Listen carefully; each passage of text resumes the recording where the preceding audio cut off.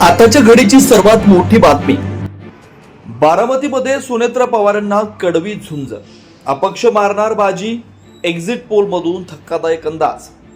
बारामती पोटनिवडणुकीत नेमका काय निकाल लागणार याकडे फक्त महाराष्ट्र नाही तर संपूर्ण देशाचं लक्ष असणार आहे।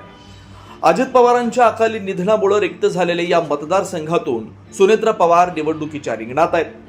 त्यांच्या विरोधात कोणत्याही मोठ्या पक्षाने उमेदवार दिला नसला तरी अपक्ष मात्र रिंगणात आहे।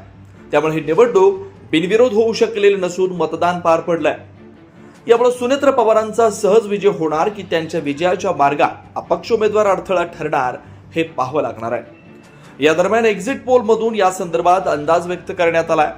ऐतिहासिक विजयाची नोंद होण्याची शक्यता आहे। देशभरातील निवडणुकांचं सर्वेक्षण आणि विश्लेषण करणाऱ्या पोल पंडित संस्थेकडून बारामती विधानसभा पोटनिवडणुकीचा एक्झिट पोल जाहीर करण्यात आलाय।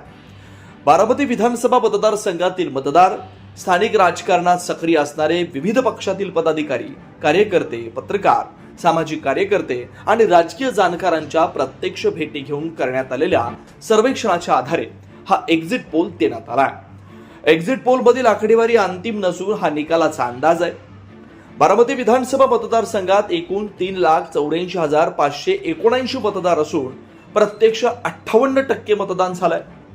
यापैकी 85% ते 90% मतं सुनेत्रा पवार यांना मिळण्याची शक्यता आहे, तर उर्वरित 10 ते 15% मतं ही इतर उमेदवारांना मिळण्याची शक्यता दिसते।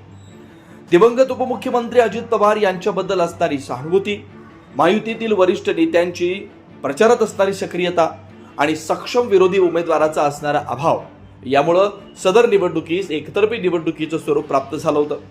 बारामती विधानसभा पोटनिवडणुकीत राष्ट्रवादी काँग्रेस पक्षाचे उमेदवार सुनेत्रा पवार या 1,90,000 ते 2 लाख मताधिक्यानं विजय होणार असल्याची शक्यता आहे।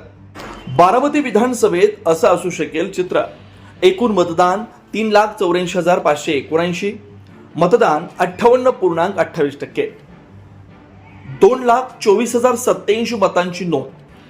सुनेत्रा पवार 87% ते 92%। सुनेत्रा पवारांना ही मतं मिळू शकतात, म्हणजेच 1,94,956 मतं त्यांच्या पारड्यात पडू शकतात। इतर 8 ते 12% इतर उमेदवारांना मिळतील, म्हणजेच 17,927 ते 26,890 मतं त्यांना मिळतील असा अंदाज आहे।